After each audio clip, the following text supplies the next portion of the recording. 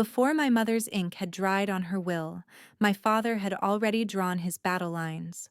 The gravel on the long drive shifted under my tires, whispering the sound of arrival no one in this house would welcome. November light fell thin over the Whitfield estate sky, painted in the last gray wash of twilight. Windows glared back like polished shields, showing nothing of the rooms inside. I cut the engine, sat a moment in the stillness, and let the scar across my palm burn the way it always did when I was about to step into unfriendly ground. The front door opened before I touched the handle. Evelyn's silhouette filled the frame, her hair pinned so tightly it might crack her pearls, gleaming like teeth. She didn't smile at me so much as she displayed one rehearsed for photographs and fundraisers. Claire. She said my name soft as a verdict. Evening, I answered. My boots clicked across the marble as I crossed the threshold. The air was dense, stale with polish and smoke. This house had always smelled like a parade ground. He's in the study, she said, her tone carrying that glint of satisfaction she reserved for announcing executions. She leaned against the doorway as if to block any easy escape. The study door stood ajar, smoke bleeding into the hallway. I pushed it open. My father stood behind the mahogany desk as if it were a fortress wall. He had aged into hard angles, steel gray hair cut sharp posture, straight as if uniform still pressed his shoulders. His eyes didn't soften when they landed on me. They narrowed like sights locking target. Claire. He spoke the word without welcome voice, clipped, practiced. The desk gleamed between us, bare except for a single envelope. He lifted it, letting me see the embossed seal before sliding it across the wood. We need to correct certain mistakes, he said. I kept my hands still at my sides. Mother's will isn't a mistake. The envelope stopped at the edge of the desk. My name appeared in black block letters, each one a bullet. I pulled it open slowly, the rasp of paper sharp in the quiet. Legal language crowded the page: petition contest, unfit to inherit. Evelyn drifted in behind me, her perfume sweet and choking. She stood at my shoulder with the poise of someone admiring her own reflection. It's only right, she murmured, eyes sliding over the room as if it already belonged to her. A house like this needs reorganization. I turned, meeting her gaze long enough to see the gleam in it, the hunger she didn't bother to disguise. It needs memory, I said quietly. Not ambition. My father's hand landed on the desk with a measured thud. This is about preserving what's left of the Whitfield name. You've done enough damage to it. His words carried the same weight as orders once did in uniform, sharp, absolute, unyielding. The summons quivered in my grip, the paper thin but heavy with every betrayal I had expected, and still felt cutting fresh. Evelyn shifted closer to him, silent endorsement in the arch of her brow. The smoke from his cigar curled like a dark ribbon above the desk, twisting between us. I folded the paper once slowly, then again, until the words disappeared inside creases I could not erase. His eyes followed the motion, certain he had already won. But behind my stillness, the scar in my palm flared, a reminder of other battlefields, other nights, when silence had been mistaken for surrender. This wasn't about family. This was war. The tribunal was supposed to seek truth. Instead, it smelled like collusion. Cold light hummed above straight-backed benches, draining color from faces. The Navy SEAL loomed from the wall eagle, and anchor meant to reassure, now feeling like judgment. A bailiff called us to order. Pens clicked, shoes scuffed. This battlefield was microphones and marble. Sloane rose, jacket-buttoned voice. Calm. Elaine Whitfield's will is unambiguous, he said, listing dates and signatures, the notary's seal, her tidy codicil. Facts, nothing else. Judge Cole leaned back, eyes narrowing, not to weigh, but to measure. Objection, Thomas's counsel snapped. Sustained, Cole replied, almost before hearing. Sloane tried again with precedent. The precedence in objection relevance. Sustained. The rhythm set itself, my side gagged, his side fed. Across the aisle, Thomas reclined like a monarch. Evelyn leaned in, whispering behind a manicured hand. They didn't smile. They displayed confidence like polished weapons. I steadied myself, the scar in my palm prickling. 3 minutes gone, and nothing of my mother's intent reached the record. Sloane adjusted, lifting her photograph half out of the folder, then set it back. Your Honor, the petitioner seeks to smear with irrelevancies. We move to denied. Cole didn't hide his tone. Proceed. Thomas's lawyer rose with righteousness borrowed. He painted me reckless, insubordinate, unworthy. Evelyn's eyes slid over the gallery, inviting them to nod along. Sloane objected to a memo with no author. Overruled. He objected to a suspect evaluation. Overruled. He asked time to check imagery timestamps. Denied. Stop stalling. Cole showed patience only for one side. The court reporter's keys clattered. The gallery leaned with the wind. Sloane's glance met mine, not defeat, calculation. Commander Whitfield will testify, he said. Briefly, Cole allowed. The oath, the microphone's plastic smell, the flag overhead. The space between my father's chair and the bench felt shorter than it should. State your relationship to Elaine Whitfield, Sloane asked. My mother? I said. She? Objection narrative. Sustained. Answer only. Sloane pressed. Did she express intent you inherit? Yes. She wanted me to have it. She believed I'd earned it. Murmurs rose, choked back. Sloane held up the will. And here, signed and witnessed, asked and answered, the other side barked. Sustained. Sloane tried again. Did your father ever indicate intent to contest objection? Speculation. Sustained. The gavel tapped. Paper shifted. My father fixed a cufflink, Evelyn's whisper curling like smoke. Sloane breathed, then asked, Commander, describe your mother's character. I opened my mouth. Cole cut in, palm raised. Your words carry no weight here. The room hushed. He hadn't needed the gavel. That sentence crushed the air. He turned toward Thomas's table with a private smile. Counsel, continue. Sloane's hand tightened on his pad, but he sat silent, refusal and restraint. Evelyn's perfume drifted sweet with triumph. Thomas stared through me as though my place was already erased. I closed my fingers until the scar in my palm burned a line of fire no one else could see. My breath filled with metal and dust, memory of harsher battlefields. Then I'll use something heavier. They called it Operation Silverfish. I called it betrayal in uniform. The memory never waited for permission. It slid into my mind when the courtroom air turned stale, when the scar in my palm began to throb, as if glass still cut into it. 3 years earlier, I had sat in a briefing room half a world away, fluorescent hum overhead walls plastered with still images pulled from satellites. The objective looked simple on the slides: an abandoned textile warehouse, a doctor, and 2 aides held hostage by a rogue cell. The mission was labeled urgent, decisive. But the images were too clean, the timestamps disagreeing with weather logs. I raised a hand. Cloud cover that day was heavy. Why does the frame show clear sky? The intelligence officer avoided my eyes. Separate sources. Minor discrepancy. I pressed again, pointing to a delivery truck that appeared in one angle but vanished in the overhead stills. If that truck is there, why doesn't it show in thermal? Not critical, the colonel on the line snapped. Window is closing. Another team will take it if you hesitate. His tone carried authority, polished by distance, the kind that never bore the weight of consequences.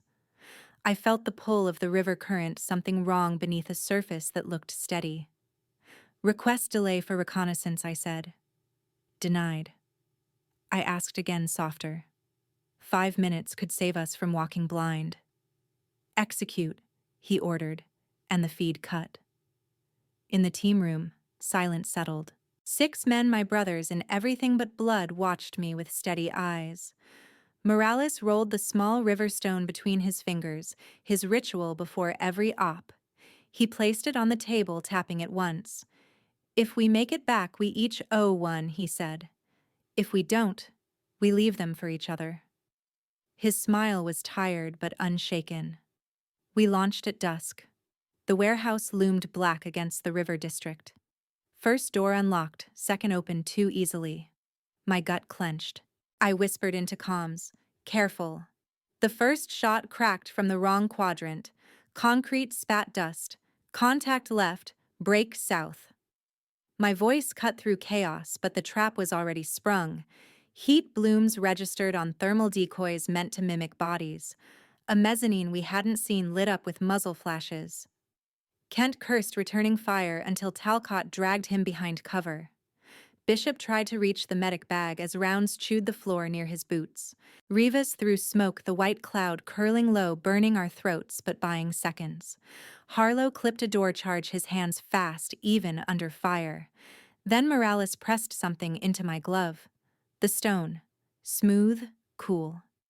"If I fall, carry this," he said. His grin was sharp, his eyes steady. Before I could answer, a blast tore through the pillar behind us. When the dust cleared, Morales was gone, his body sprawled in silence no comms could break. The scar on my palm ripped open when I dragged another teammate through broken glass. Blood slicked my grip, each shard biting deeper. One by one, their voices faded from comms until mine was the only call sign left. By the time I crawled through the drainage culvert, I carried nothing but breath and a weight that would never lift. The tribunal around me blurred as the memory receded, but the ache remained embedded like shrapnel. I touched the scar, grounding myself in the present. 6 stones, 6 graves, one truth buried alive. In this room, overruled didn't just kill arguments, it strangled justice. The tribunal reconvened after lunchlight from tall windows, bleaching color from flags and faces. The marble seal of the Navy hung above Judge Cole. The air was stale, faint cigar clung to my father's coat. Sloan rose, spine straight, binder tabbed in blue and white.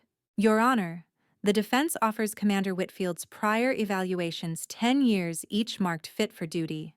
Facts, not theatrics." Thomas's counsel didn't wait for the clerk. "Objection," sustained, Cole said. The gavel nipped the wood, a perfunctory bite. Sloan held the report steady. "Relevance is direct, especially since a new evaluation appeared this morning without foundation." Opposing counsel smiled. "Which evaluation?" "The one commissioned years after the operation," Sloan said. "Overruled," Cole snapped. "It's admitted." The clerk read from the late report, "Reckless, unstable, corrosive to good order." Evelyn ticked her cream notepad after each flourish, a private scoreboard. My father leaned back, fixing a cufflink. Sloan tried chain of custody. "We request the author for cross. Without testimony, there is no foundation." Denied. "Move on." He pivoted. "Then admit the earlier files to correct the record the petitioner has distorted." "Objection cumulative," the other side sang. Sustained. The rhythm hardened, motion. Objection, sustain. The court reporter's keys stitched a neat shroud around our arguments. Somewhere, a pen clicked. I threaded my fingers and pressed the scar with my thumb until heat rose like a live wire. They mistook silence for surrender. I counted breaths, 4 in hold, 4 out hold. The room tilted but did not fall. Sloan returned to basics. "We ask for minimal fairness, a brief continuance to verify timestamps that conflict with official weather logs." Denied, Cole said. "Stop stalling." Thomas exhaled softly. Evelyn leaned nearer. I kept my eyes on the notch in their table's edge. "Then, Your Honor." Sloan said, voice low, "We offer a letter handwritten by Elaine Whitfield expressing her intent that her daughter inherit in recognition of service." Objection. Opposing counsel stood fast. Sentiment. Hearsay. Cole didn't glance at me. He lifted the gavel as if to certify gravity. Objection overruled. He struck again and again. Objection overruled. The gallery went quiet. Sloan slid the letter back into his folder. He met my eyes, steady, unflinching, and sat. The clerk stacked exhibits that favored one side. Cole's pen moved. Justice did not. I let the chant spend itself. My father studied the seal. Evelyn drew another pale tick. Their certainty filled the benches. I felt the older certainty beneath it. I had learned to wait for overconfidence to open its own door. The afternoon light thinned. The bailiff whispered with the clerk. The reporter flexed her hands and looked away. Sloane organized the blue tabs again, ritual and signal hold. Cole adjusted his glasses, ready to end the day on his note. I sat straighter and made a quiet vow in the only court that mattered, my own. They could choke every motion, but not the memory in my bones, not the names I carried. The scar warmed under my thumb, a thin ember that did not need air. Breath moved, slow, measured. The scar burned quiet under my thumb, a pilot light.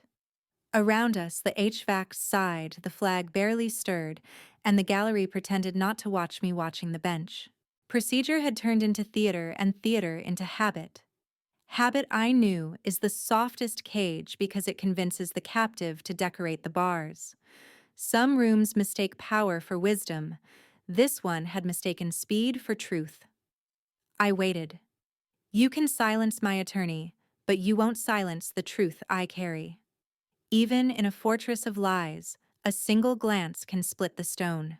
The tribunal droned on the weight of overruled objections, pressing the air flat. Fluorescent lights hummed with Cole's dull certainty. Papers shuffled, pens tapped, uniforms gleamed. Yet beneath the stiff ceremony, something moved, a current that wasn't scripted. I sat rigid at the defense table, my thumb grazing the scar across my palm, as if to remind myself what pain had already survived. That scar born under shrapnel and dust was a ledger in flesh. It had spoken louder than Cole's gavel in the warehouse that night.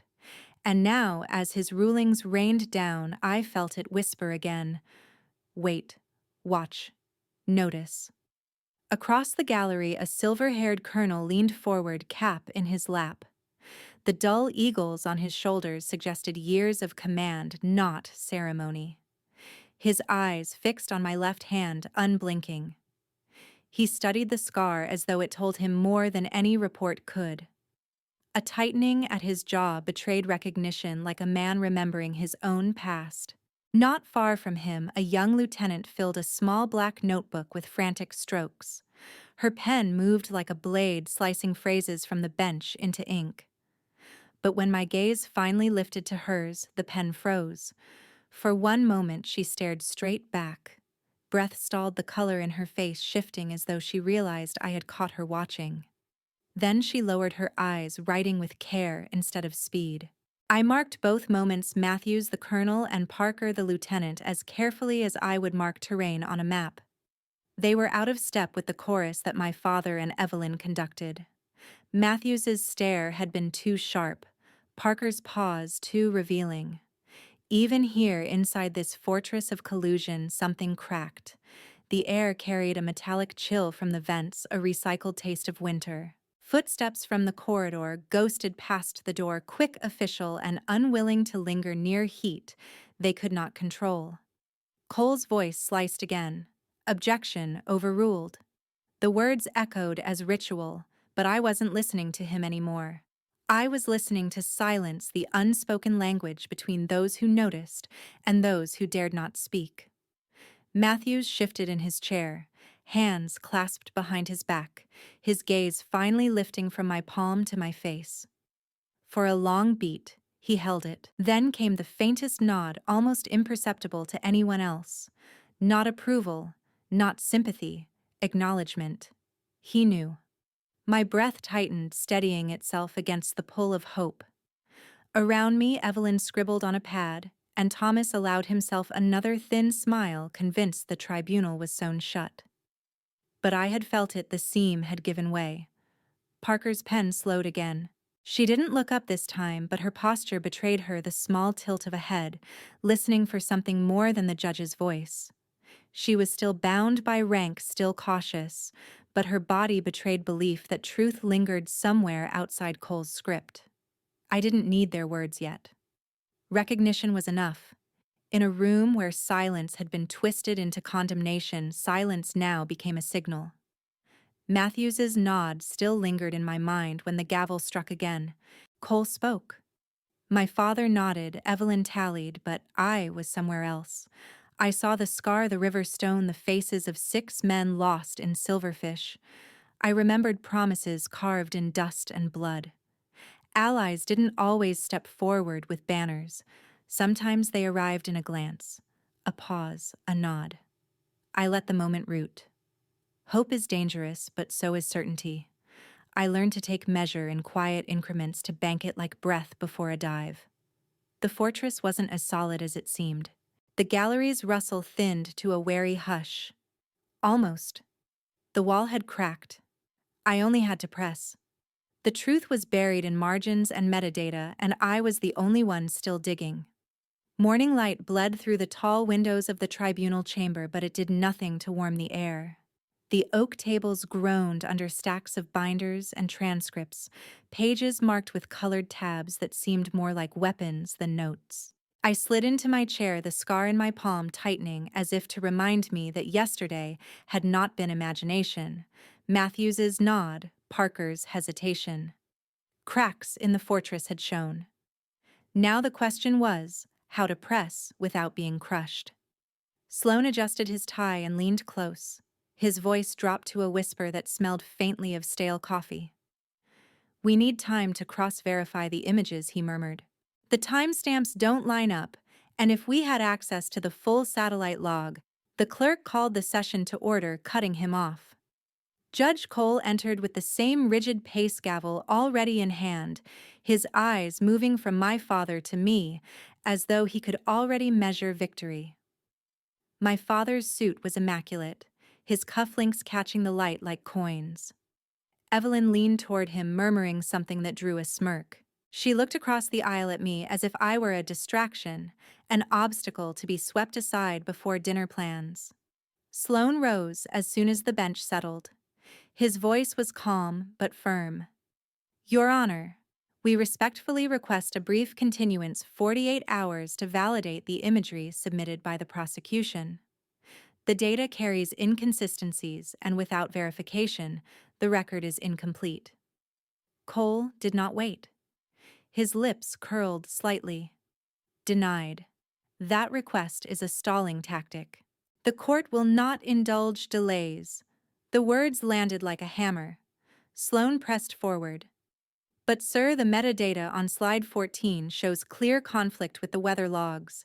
Even a minimal review would enough." Cole snapped the gavel, hitting wood like a shot. "Continuance denied. Proceed with testimony." Across the table, Thomas leaned back in satisfaction. He tapped a pen against his folder as if to punctuate Cole's rhythm. Evelyn's smile was softer, quieter, the kind that said the script was still theirs. I bent over the files in front of me, eyes scanning the columns of numbers no one else bothered to read. Tiny lines of metadata timestamps in 4-digit code margins filled with initials that were almost invisible under the black ink. I committed them to memory frame by frame, like coordinates etched under my skin. The scar in my palm burned against the paper, grounding me. Sloane tried again. He presented a request for subpoenas, names of technicians who had handled the imagery voices that might have contradicted the clean narrative. Cole waved it off with a weary sigh. "Subpoena denied. The court will not waste time chasing shadows." The gavel slammed again, final echoing. The gallery barely stirred, uniforms and suits accustomed to ritual, unwilling to question the sound of authority. But I felt the vibration through the table, through my bones. Denied here did not mean denied forever. My father's gaze swept over me, confident, almost bored, as though he had already written the outcome. He mistook my stillness for surrender. Evelyn touched his arm, reassuring him that nothing had shifted. I let the silent, stretched lips barely moving as I whispered to myself, low enough for no one else to hear. "Then I'll carry the proof in silence." Sometimes the smallest movement is enough to rattle the ground beneath giants. The morning had burned into afternoon, but the tribunal's light never changed. Cold, fluorescent, without mercy. I took the stand again. My thumb found the old scar. I kept my voice even the way you speak on a radio when the channel is crowded and you only get one clean line. Sloane's questions were sparse and careful. Only dates her handwriting confirmations without color. I answered in the shortest route between truth and breath. Across the aisle, my father watched the clock. Evelyn looked away. In the gallery, Colonel Matthews leaned forward until his cap touched his knee. His eyes went to my left hand, then to my face, and stayed there. He looked like a man measuring wind and weight. When I steadied the mic with that scarred hand, he nodded once, deliberate, then settled back. On the right, Lieutenant Parker had been writing in a furious hand. Now the pen slowed. She lifted her head, listening beyond Cole's cadence, then let the pen rest on the spiral. Her posture softened. She wasn't just recording, she was deciding. Cole cleared his throat, impatient. "The court is not a place for theater," he said, as if he hadn't been conducting one since the first gavel. I stayed on the simplest ground. "Yes, sir." I did. She did.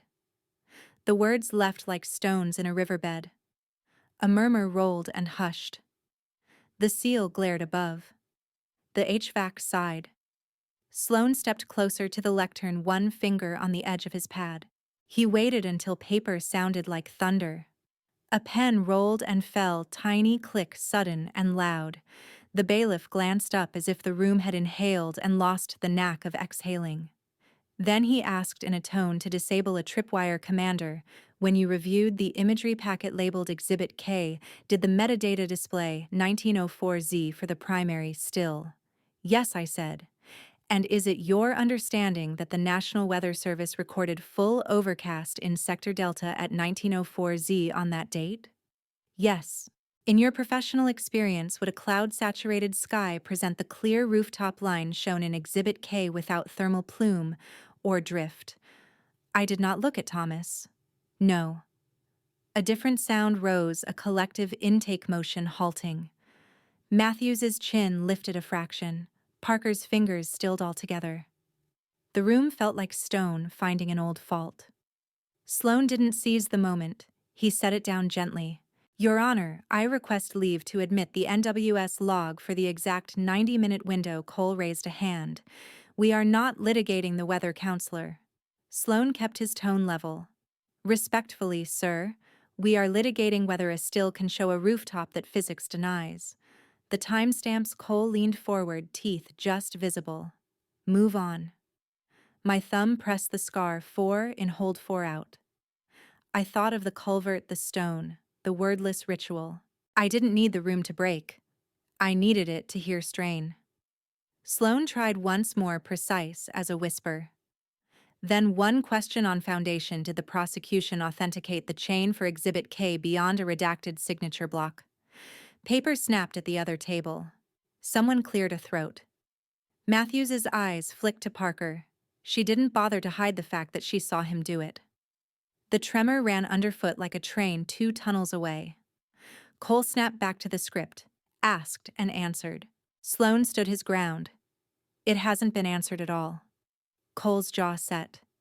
He looked from Sloane to me, to the gallery, calculating cost. He had the seal, the flag, the ranks of brass. He didn't have the silence between Matthews's nod and Parker's pen, the kind that says, "Not yet, but soon." Sloane drew breath for one last narrow question to thread the inconsistency on the record. I felt a hairline crack, fine daylight. Not victory yet, but force to make steel sing. "Now confine your counsel, or I'll hold you in contempt." In court, silence is survival, but silence can also be a weapon. The afternoon session pressed heavier than morning, every gavel stroke thinning the air. My father kept the plaintiff's table neat, folders squared, pen aligned. Evelyn leaned close, voice low.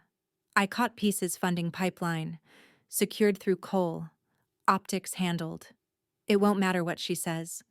They weren't preserving legacy, they were tightening a scheme. I stayed quiet, listening to vents and shuffled papers, letting small noises cloak larger truths. Sloane stood with care. "Your Honor, the defense renews its request for verification of imagery in Exhibit K." Metadata conflicts with weather logs. An hour would confirm timing. Thomas's attorney rose on cue. Dilatory. We move for sanctions. The estate cannot be strangled by invented disputes. Cole didn't ask for argument. Denied. Proceed, he said, striking wood. I pressed the scar beneath my thumb until heat cut through the hum.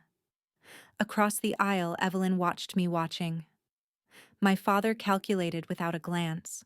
The mantra returned harsher now, braided into each, ruling, overruled, overruled, overruled, until meaning collapsed into pressure. Sloane tried again. Then a subpoena for the technician who prepared Exhibit K. Foundation requires at least one human vouch for the path of the data. Opposing counsel's mouth curved. Waste of time. Cole tapped. Subpoena denied. Move on. The denial slammed like a door. I turned to the gallery. Colonel Matthews sat braced cap in lap, eyes steady. Lieutenant Parker wrote fast, then slower, then paused, entirely pen hovering. Even a fortress hears cracks first. I kept a ledger in memory names, moments fractures. Thomas's counsel pushed forward. Given defense delay, we renew sanctions. Cole stared at Sloane. Counselor, pursue metadata again, and I'll hold you in contempt. The word struck like a sentence. Sloane's fingers whitened on the lectern voice even. With respect, your honor to deny authentication abandons the court's own standard. Last warning, Cole said. Anger is heat. Resolve is form. Let them chant procedure. Mistake repetition for truth. Draw the rope down and bite. Let them tighten the noose. I'll choose when to cut it. I set it where promises live. The room dragged on. Sounds exaggerated the scratch of Evelyn's pen, an officer's cough, the click of a watch. Thomas whispered to counsel. Both glanced toward bench like following choreography. For the record, Sloane said defense objects to denial of authentication and reserves rights. Noted, Cole said, turning the word into dismissal. I leaned toward Sloane. He wants a reason. I know, he said. So we won't. We wait for the seam to split. The gallery calmed. Matthews sat firm. Parker wrote slower lines. Evelyn's fragments replayed funding pipelines secured through Cole Optics handled, and the shape of the day hardened, not law leverage. My anger cooled into form I could use. Thomas's attorney pressed. We ask that defense references to metadata be limited. Granted, Cole said. Keep counsel in line. We breathed like divers saving air. Time broke into shards, questions, objections, sustained, overruled, overruled, overruled. I filed every twitch and glance beside the numbers I'd memorized. Recess came. People stood. I stood last, watching currents move. Matthews didn't approach, but he didn't look away. Parker closed her notebook as if shielding the walls. I stepped into the aisle, breath-steady posture, easy-feeling eyes on me. On the way past the plaintiff's table, Evelyn looked up the same instant I did, as if a wire had pulled our faces to meet. Her smirk sharpened. She smiled cold. She leaned close enough to make the words private yet leave the meaning public. You won't last another day. And if you want to see how far the noose will tighten and what happens when I finally cut it, stay with me, subscribe, and be ready for the storm that next chapter will bring. Even the cleanest lies leave cracks if you press hard enough. Late afternoon glazed the marble in spent gold. Flags hung heavy. The Navy SEAL looked tired. The gallery had the hush of people who think they already know the ending. Only the court reporter's keys kept time. My palm found the old scar ledger anchor promise. Exhibit K's strings still marched through my head like coordinates. The bailiff called the prosecution's technician. He swore in, adjusted the mic, and held the laminated exhibit like a shield. Thomas folded his hands in theatrical patience. Evelyn didn't blink. Judge Cole leaned back a quarter inch, as if distance could make questions smaller. Sloane stood. For clarity of record, please read the metadata printed beneath Exhibit K primary still. The technician glanced down. Capture at 1904Z, and the sky in that still. Sloane asked. Clear enough to mark rooftop line and elevation. He looked at Counsel. Counsel looked at nothing at all. Sloane's tone stayed surgical. Read the timestamp again. 1904Z. Are you familiar with National Weather Service logs for Sector Delta that date A beat? I reviewed summaries. Do they record full overcast with low ceiling at 1904Z? Silence tightened the room. Yes, he said at last. Overcast. Then, in your experience, would a fully overcast sky produce a rooftop line that crisp with no plume or drift? Opposing counsel rose.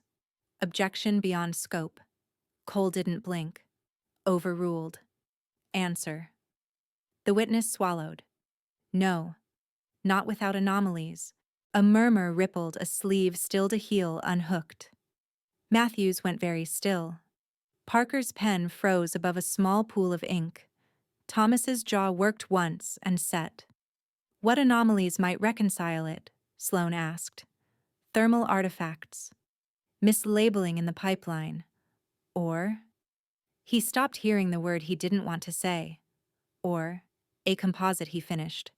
Opposing counsel found his outrage. Speculation. Not speculation, Sloane said. Foundation. The chain you certified implies. The gavel came down like a lid. Irrelevant. Overruled, Cole said, voice clean and cutting. Confine your questions to behavior, not weather or pipelines. Sloane tried a narrower thread. Does the footer hash on Exhibit K match the sensor's native output? Asked and answered. Counsel shot back. Sustained, Cole said, already turning a page as if paper could reseal a crack. Procedure marched in again, drab and orderly, but the silence wasn't what it had been. Doubt has a sound. Once you hear it, you cannot teach the ear to forget. I watched the witness's hands. He had the look of a man who'd just said the part he'd been told to think, not speak. Sloane thanked him and sat. We had moved the needle a notch and pretended we had not. Thomas lifted his pen, set it down, lifted it again. Evelyn arranged her smile like etiquette. Cole stacked files, face composed as if order were truth. My scar pulsed. I breathed in fours and counted seams. Next witness, Cole said. We let the minute cool. Matthews's gaze held. Parker wrote again, slower, each stroke a choice. I did the arithmetic. 1904Z, overcast, a clean roofline. A composite whispered in fear, a judge who knew the risk before he ruled, a father who thinks denial repeated becomes fact. The room breathed in metallic drafts from vents. Stale coffee and carbon paper made a thin, familiar haze. Footsteps in the corridor passed and faded, unwilling to linger near heat they could not control. Glances traded like contraband, brief, guilty and costly if named aloud. The clock's second hand ticked loudly, measuring not time but pressure. I rested both hands on the table. The scar told me to stay still until the opening widened. A seam had opened. Next time I'll rip it wide. Sometimes the sharpest weapon is the one you never show until it's too late. The hall thinned by degrees like a tide pretending to ignore the moon. Boots faded down marble, heels ticked away, badges flashed once and vanished. I stayed in the front row's shadow, hands on a folder that had stopped being useful hours ago. The flag didn't move. The seal didn't blink. The room held its posture as if truth were just a matter of chairs. Sloane paused at the aisle coat over one arm. Sleep, he said. We'll be sharper for it. I will, I said, and didn't move. He read the lie without comment and left me the quiet. When the final latch clicked, the building exhaled a thin breath through vents that smelled of paper and old coffee. I opened my palm and felt the ridge that crossed it, small as a seam, stubborn as a vow. Stones belong to graves and rivers, I thought. Metal remembers heat. My fingers found the weight I'd carried like a second pulse all day, a small steel tag, edges softened by time. 2 words were pressed into it, shallow and exact. I traced them like a page my thumb had learned by heart. The air settled around the benches. My reflection hovered in the gloss of the council table, older than my first oath, steadier than my last. I drew the tag free. The chain whispered against fabric. A seam of light ran the bevel and went dark again, as if it preferred secrecy to witness. Morales had pressed it into my glove the week before the mission that took 6 names and left me counting stones. We stood behind a hangar where wind drowned gossip. He rolled his river stone in one palm and the tag in the other, weighting choices. "You keep the stones for the dead," he said. "But this is for the living. If you ever need to shake the earth, say it." I laughed then because the world still seemed negotiable. He laughed back because he knew better. I palmed the tag now and felt the shallow stamp press into skin. The chain ticked once on wood, small, absolute. Outside, traffic breathed and receded. A siren flared, then thought better of it. I turned the tag face up at last. The characters waited with the patience of metal. I closed my fist again before the light could teach the walls a word they weren't ready to hold. I thought of Matthews in the gallery of Parker, slowing her hand of Sloane, catching a tremor, and choosing not to chase it. I thought of my father's certainty, of Evelyn's practiced smirk, of Cole filing the day into rulings as if filing were law. I thought of 6 graves that taught me what silence can carry without breaking. Some weapons are declarations, others are decisions made in the dark and delivered in daylight. The tag waited. My breath counted itself 4 in hold, 4 out hold, until the room's slow echo matched it. I let the bevel bite the line of my scar flesh, speaking to metal, past speaking to present. Not yet, I told myself. Tonight is for remembering, tomorrow is for naming. I slid the tag back into my pocket, then took it out again. Old ritual: test the weight, rehearse. The hand, rehearse the mouth. Names have gravity. Some you speak and they merely fall. Some you speak, and the world tilts to catch them. This one would not fall. It waited high like weather gathering above a quiet field. Shadow Vesper. The pair of words left only the slightest disturbance, the kind that makes dust lift and settle without deciding where to land. Still, the room seemed to listen. The lights quickened a fraction, or maybe that was me. The chain cooled against my wrist as if the metal had agreed to my pulse. I pocketed the tag, gathered the folder I no longer needed, and stood. The benches watched in their wooden way. The flag kept its stillness. I walked the center aisle, past the place where witnesses practice certainty, and reached for the door. Tomorrow they'll hear it, and nothing will ever be the same. When the system closes every door, you carve one open with a single word. The morning of November 22nd began with the kind of stillness that felt staged, a courtroom so heavy with tension, it seemed the air itself was waiting for a cue. I had rehearsed this moment alone the night before, whispering the phrase into the empty recess hall, like a prayer no god would claim. The scar across my palm itched, as if it knew the part it had to play. Cole sat high on the bench, gavel in hand, wearing his robe like armor and sneer like a weapon. My father rested beside Evelyn, his fingers drumming a steady rhythm against his folder, smug in the assumption that today was the day his daughter would be buried by procedure. Sloane leaned in quietly, cautioning me with his eyes rather than his voice, but I already knew no counsel could save me now. Cole cleared his throat, his words slicing with a finality rehearsed long before we entered. "Commander Whitfield, your career is finished. This tribunal recognizes your actions as reckless, insubordinate, and beneath the standard of our service. Nothing you say will alter the record." His voice echoed against the marble seal, heavy and cold. Evelyn's lips curled in a smile meant only for me, a smile sharpened by years of envy and possession. I stood slowly, chair legs scraping against polished tile, the sound carrying like a rifle shot in the stillness. Every head in the gallery turned. Matthews leaned forward slightly, his seasoned eyes locked onto my scarred hand as I placed it against the lectern. Parker, in her neat uniform, froze mid-note, pen hovering as if she sensed the floor shifting under her boots. The scar warmed beneath the fluorescent lights, a reminder etched by glass and blood that truth carried weight when spoken by those who had borne its cost. My father's smirk grew, mistaking my pause for hesitation. Cole leaned forward, ready to strike me down with words before I could breathe. But I had carried this weight longer than either of them had carried their illusions of control. I straightened my shoulders, steadied my breath, and let the phrase fall clean and deliberate: Shadow Vesper. The syllables landed like a detonation, muffled but unstoppable. For a heartbeat, silence. Then, the world shifted. Cole's gavel slipped from his fingers, clattering against the bench with a crack that silenced even his arrogance. Officers in the gallery stiffened. One stood so abruptly his chair toppled. Another reached for a secure phone, muttering into it as though the walls themselves demanded answers. Matthews rose halfway, not in protest, but recognition, as though he had heard the ghost of an operation long thought erased. Parker's pen fell to the desk, her face pale yet steady, eyes flicking between me and the bench.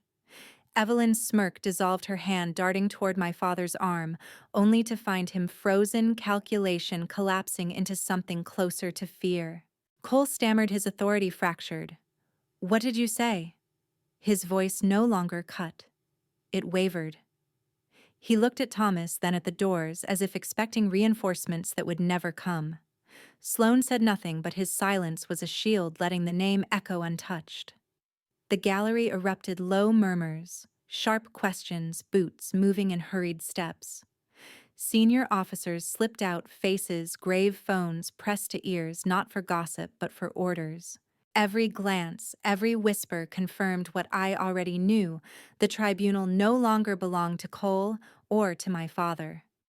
The phrase had shattered their fortress of collusion, letting daylight pour through.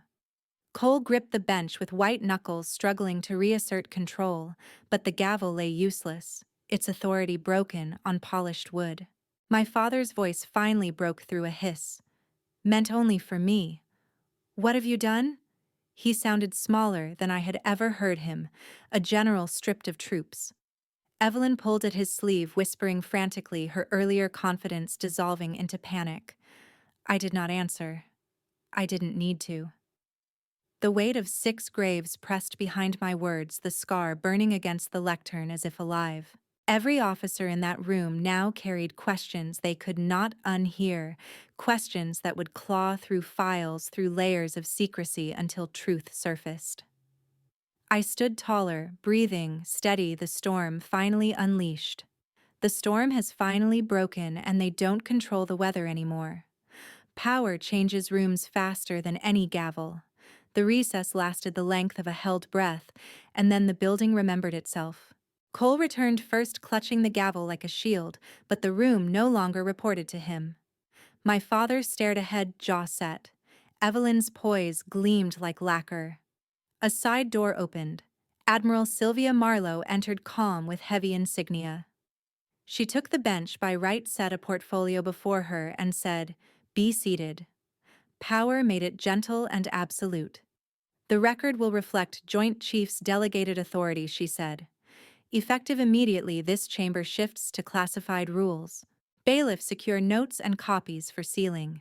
Council will surrender exhibits for inventory. Reporter transfer to the secure device and prepare for hand carry." Pens ceased. Files folded. Silence learned a new rank. Cole found his voice thin. "Admiral, with respect, this tribunal is concluded as it was," she said. "Docket and filings are compartmented. Further utterance of certain identifiers is confined to cleared spaces."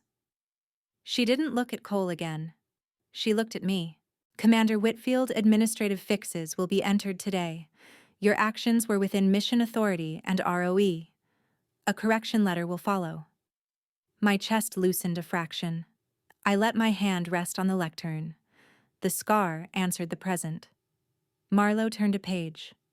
"As for the petition, the Department of the Navy withdraws support for any proceeding built on the partial narrative. This forum will not be the instrument of theater." He sat back. My father made a small, unplanned noise. Evelyn's poise broke. Her grasp missed his sleeve. The bailiff and two clerks moved with locked cases. Pages were numbered. Envelopes sealed. Signatures taken. When a captain hesitated, Parker stepped forward, badge quick, and relieved him. Matthews did not smile. He nodded once the map of protocol redrawn in his face. Thomas stood too fast. "This is outrageous," he said, voice small in the wood. "Sit," Marlowe said, and he did. She faced me again. "Coordinate with my office regarding admin actions. The beneficiary named in Elaine Whitfield's will is reaffirmed. Contested assets will be released." My mother's name steadied everything that uniforms could not. I felt the metal tag's chain against my ribs cool now that its word was loosed. Cole tried again, a man against a tide. "Admiral, the matter of credibility has been addressed," she said, and she closed the folder like a verdict. The clerk handed the reporter a sealed satchel. It vanished through the same door that had brought the Admiral. Thomas's counsel whispered frantic calculus. It yielded 0. Parker wrote a single line and covered it with her palm. Matthews gave me acknowledgement. The Admiral rose. Everyone stood because impulses don't need orders. "This session is concluded under seal," she said. The words released us. Chairs breathed. Outside the building hummed as if power had been rerouted. Evelyn gasped hand to mouth as if the oxygen had changed. Thomas stared at a version of himself that forgot the ocean behind the gavel composure, failing with a long blink. Sloane brushed my elbow and let go. We began to gather what was ours and surrender what was not. The clerks waited with calm patience. You can tell the health of an institution by how calmly it reassigns paperwork. Cole remained on the bench, hands folded, a citizen in robe.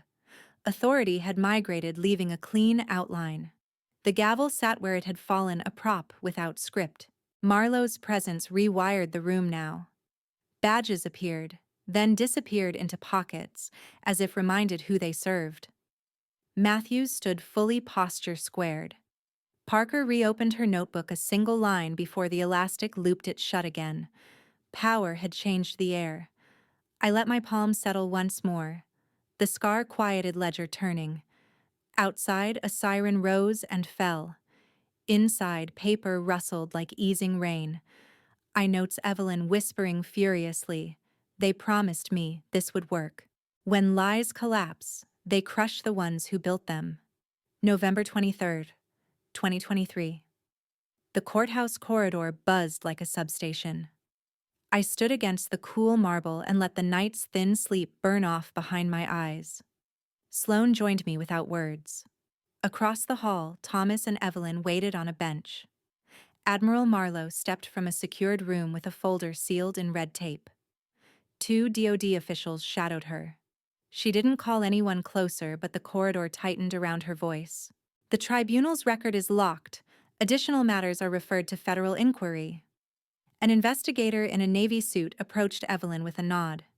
He produced a printout, transfers from a consulting entity that had no employees. Evelyn glanced at Thomas and then at me. Routine retainers, she tried.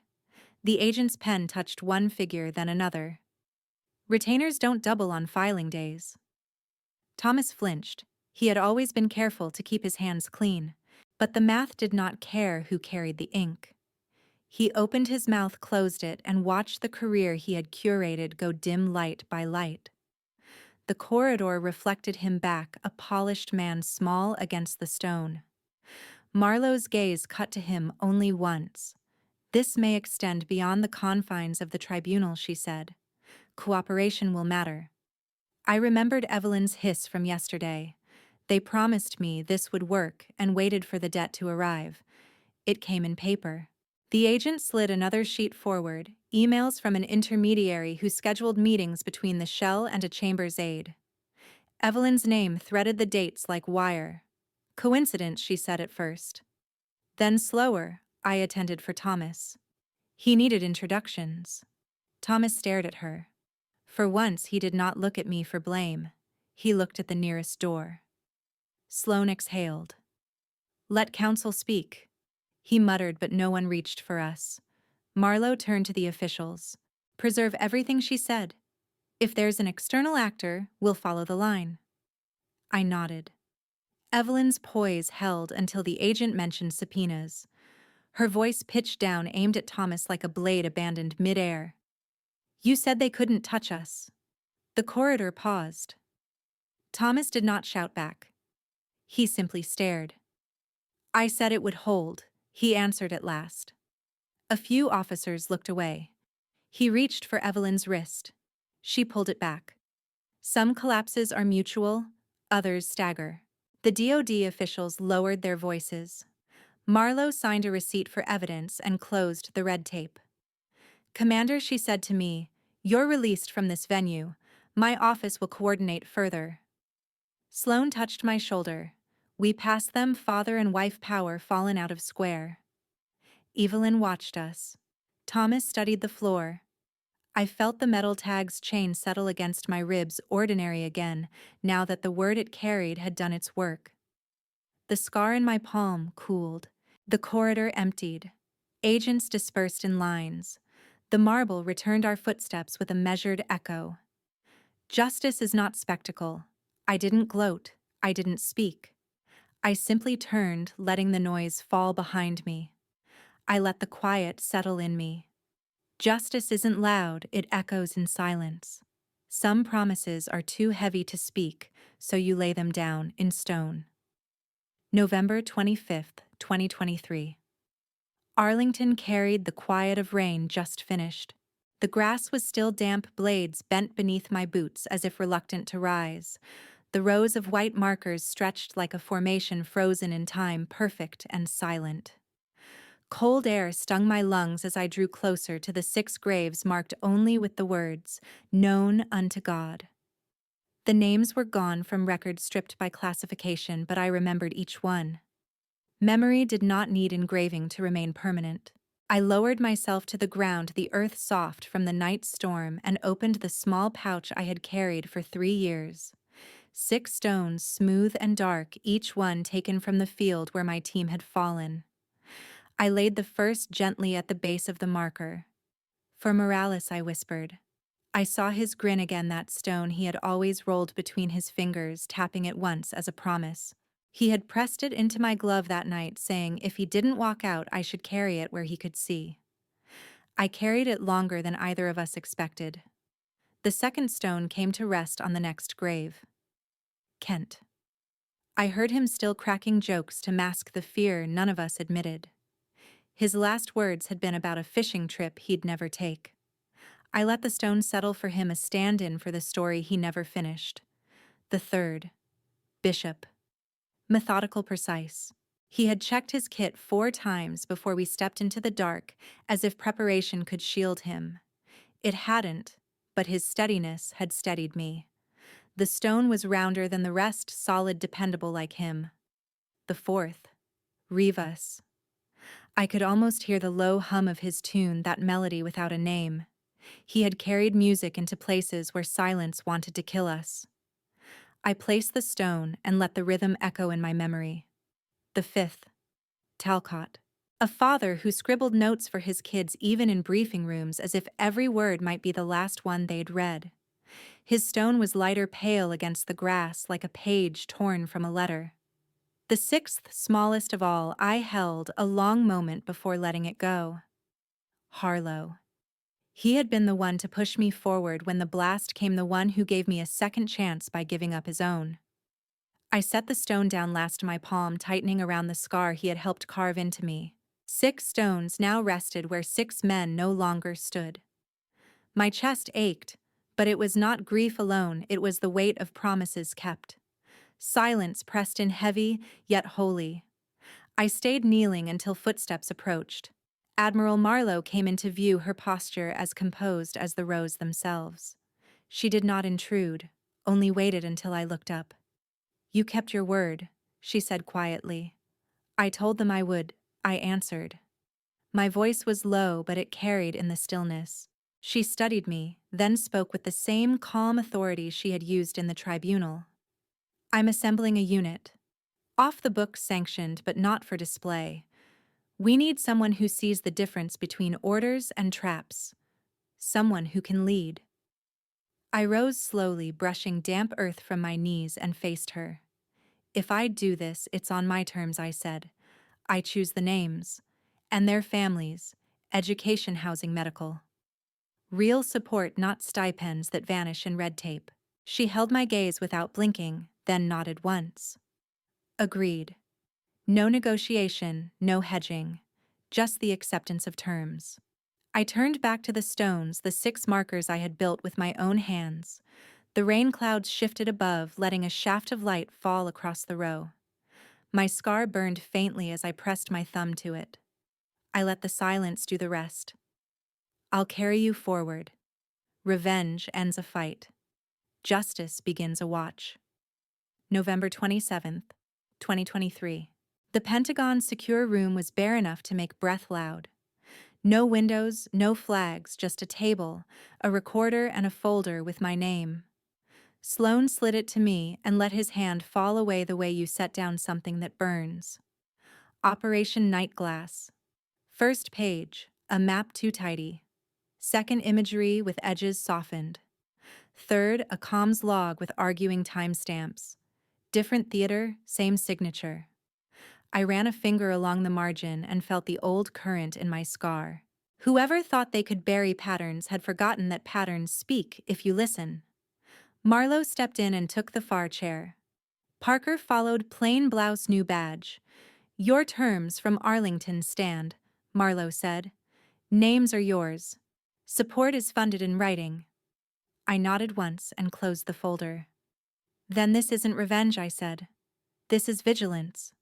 Sloan slid a stack by my elbow. Candidates for your eye. The first photo was Brooks' broad-shouldered eyes like his brother's before the dust took him. He had herded shattered radios back to life in places where life quit first. Note: will not look away. I wrote comms beside his name. Parker placed a slip beside the rest. 2 more, she said. A medic who trained under Bishop. An EOD tech mentored by Talcott. Ties that mattered more than resumes. Echoes moving toward sound. Echo vigil, I heard myself say. We keep the watch others abandon. Marlowe didn't correct the name. She only nodded toward the door. Write your roster. Brief at 1800. I'll keep politics outside your walls as long as you keep the center clean. We broke with an economy I liked. Brooks arrived first. If we do this, he said we do it straight. We shook once. I took the folder with me when I left the maze of corridors and drove to a study that still smelled like cedar and practice certainty. My father wasn't there. The desk was. I set the 7th stone, dark, rough, undescribed, on the blotter where his hands had learned its ambition. No note. No sermon. A marker for what wouldn't be returning. Evening. The team sat around the table. Brooks, Parker, Sloan. 2 new faces with histories tied to my 6. I laid Nightglass in the center. Here's what they hide, I said. Here's how we listen. I walked them through the seams metadata that stumbled satellite stills with light that lied reports that loved urgency. The map we drew was lean ingress audit points, extraction family coverage co-signed in policy, not promises. I stood last palm on steel voice level. The room held its breath longer. Echo vigil keeps watch where others look away. It was not a shout. It didn't need to be. We shut the folder, then reopened it. Work has that rhythm when it matters. I signed where the lines waited and watched the ink dry like weather. The room was still bare, but it had purpose now. Parker stayed. Sloan stayed. The air steadied because intent had shape. On the final page, the stamp waited. I pressed it down and heard the soft thud of a gate closing. Then I breathed, once for the 6, once for the living, once for the work ahead. File stamped, eyes only. Operation Nightglass. Next arc. I've walked through betrayal, stood in the cold light of judgment, and carried stones heavier than words. But my fight was never mine alone. It was for truth. For those silenced, and for the dignity that outlives noise. I ask you, reader, to walk beside me now. Share what you would have done, or what you've endured, when silence pressed in around you. Your comments remind me I'm not standing alone at that tribunal table. And let me leave you this: in life, justice isn't always thunder, it's persistence, vigilance, and the courage to demand truth without apology.